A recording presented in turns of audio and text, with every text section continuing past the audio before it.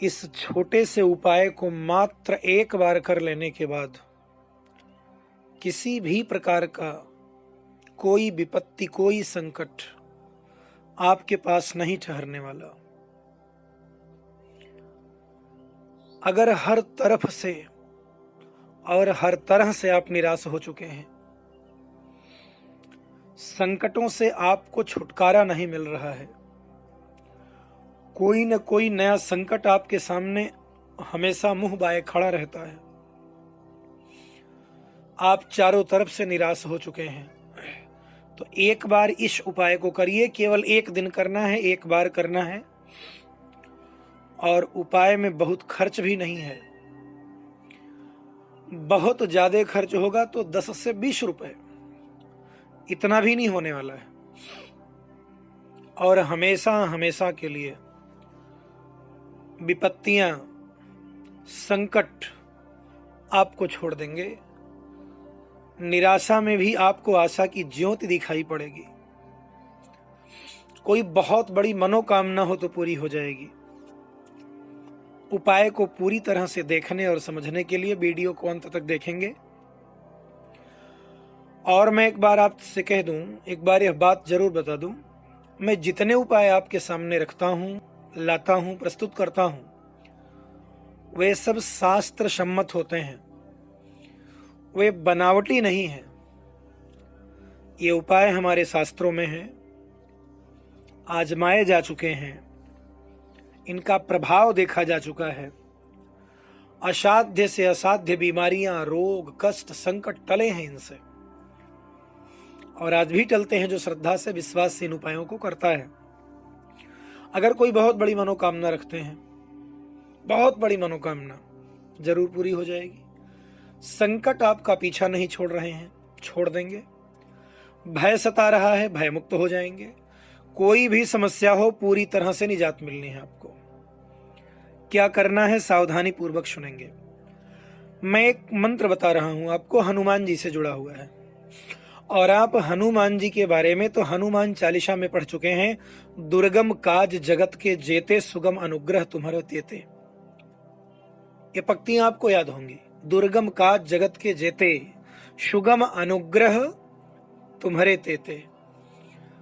आपकी कृपा के बाद दुनिया का दुर्गम से दुर्गम कार्य भी सुगम हो जाता है, सरल हो जाता है, सहज हो जाता है। उपाय बस इतना सा है, थोड़ा सा गूगल लीजिए। गूगल दुकान पे मिलता है, जिसको हम धुनी के लिए सुलगा लेते हैं। गूगल से हवन किया जाता है। आप दुकान पे जाएंगे और कहेंगे हमको गूगल दे दीजिए, वो देगा आपको। कुछ लोग गुगुर कहते हैं उसको।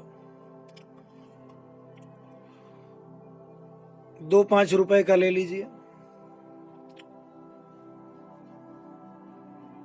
2 ही रुपए का, 5 रुपए का, मतलब 2 चुटकी, 10 ग्राम काला तिल ले लीजिए।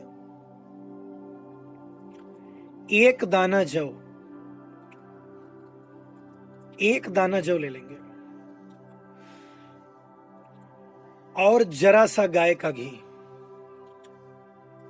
इन सबको एक में मिला लीजिए, और एक छोटा सा गोला जैसा बना के रख लीजिए। इसी तरह की 11 गोलियां बना लीजिए। अगर आप गोलियां नहीं बनाना चाहते हैं तो सावधानी से सुनिएगा। थोड़ा सा तिल लीजिए, थोड़ा सा गुगुल, 11 दाना जौ ले लीजिए, और गाय का घी एक में मिला लीजिए।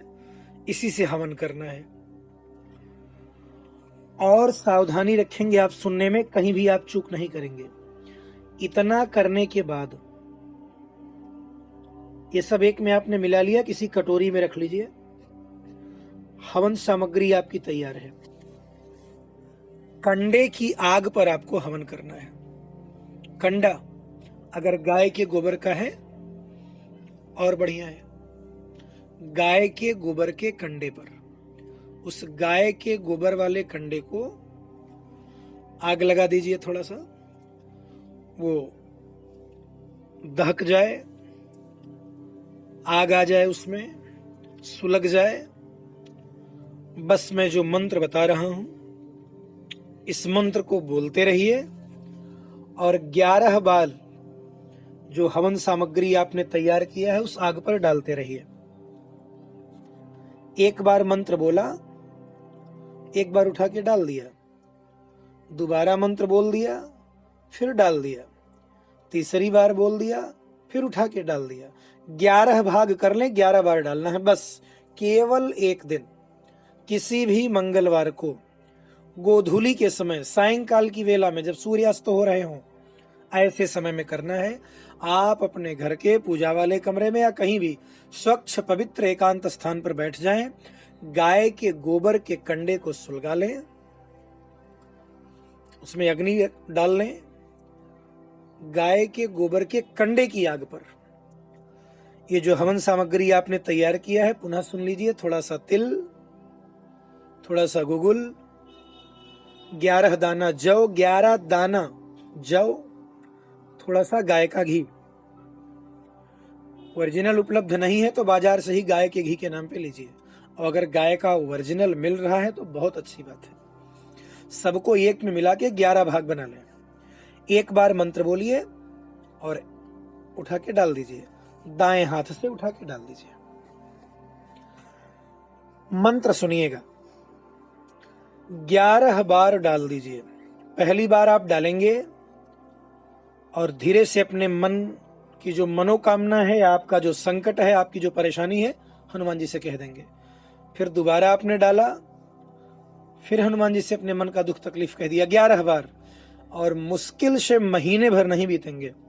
अगर कोई मनोकामना रख करके आपने काम किया है तो वो पूरी हो जाएगी, कोई संकट है तो उससे पीछा छूट जाएगा, कोई भय सता रहा है तो दूर हो जाएगा, भूत प्रेत आदि कोई बाधा है तो हनुमान जी से कह दीजिए मिट जाएगा, किसी भी प्रकार की कोई समस्या है दूर हो जाएगी। अब मैं मंत्र बता रहा हूं, और मंत्र बताने से पहले इतना कह दे रहा हूं, इस तरह के और जीवनों उपयोगी सलाह मंत्र पाना चाहते हैं तो बिना देर किए चैनल को सब्सक्राइब कर लीजिए, और आपके जो सगे संबंधी हो उनको बताइए। स्वयं करना है, किसी भी तरह की समस्या हो निजात पा जाएंगे। कहीं आपको दौड़ने की, भटकने की जरूरत नहीं है। बहुत सरल, बहुत सुगम उपाय है। मंत्र सुनिए। ओम नमो हनुमते रुद्रावताराय सर्वशत्रु संहारणाय सर्वरोगहराय सर्ववशीकरणाय रामदूताय स्वाहा। बस स्वाहा कहने के बाद वो जो 11 भाग करके आप रखे हैं, एक भाग उठा के डाल दिया, और धीरे से जो समस्या आपकी है हनुमान जी से कह दीजिए। और अगर कोई मनोकामना रखते हैं, चाहे वो नौकरी के लिए हो, विवाह के लिए हो, मकान के लिए हो, जमीन जायदाद के लिए हो, जो मनोकामना है कह दीजिए हनुमान जी से। किसी के अनिष्ट के लिए ना कामना करें, बस अपने लिए जो कहना है कह सकते हैं, स्वतंत्र हैं आप। फिर दोबारा मंत्र बोलेंगे। ओम नमो हनुमते रुद्रावताराय सर्वशत्रु संहारणाय सर्वरोगहराय सर्ववशीकरणाय रामदूताय स्वाहा। और फिर वो सामग्री उठा के डाल देंगे। फिर हनुमान जी से अपनी मनोकामना कह देंगे। ध्यान रखिएगा, ऐसा नहीं कि 11 बार 11 मनोकामना, एक ही चीज। इसको कर लीजिए। 1 महीने बाद किसी और कार्य के लिए फिर आप ये प्रयोग कर सकते हैं, लेकिन 1 महीने के बीच में फिर नहीं करना। 1 महीने के बाद फिर किसी मंगलवार को गोधूली वेला में, सायंकाल के समय, संधि काल के समय, जब सूर्य अस्त हो रहे हों, उस समय ये प्रयोग करना है। करके देखिए, जिन समस्याओं से छुटकारा पाने का कोई उपाय नहीं दिख रहा था, वो सब उड़ जाएंगी, गायब हो जाएंगी। आप परम सुखी, स्वतंत्र, रोग मुक्त, भय मुक्त, चिंता मुक्त और हर तरह से प्रसन्न हो जाएंगे। और इस तरह के और उपाय अगर निरंतर पाते रहना चाहते हैं तो चैनल से जुड़िए, चैनल को सब्सक्राइब कीजिए और अन्य लोगों को भी चैनल से जोड़िए, जिससे उनको भी इसका लाभ मिल सके। धन्यवाद।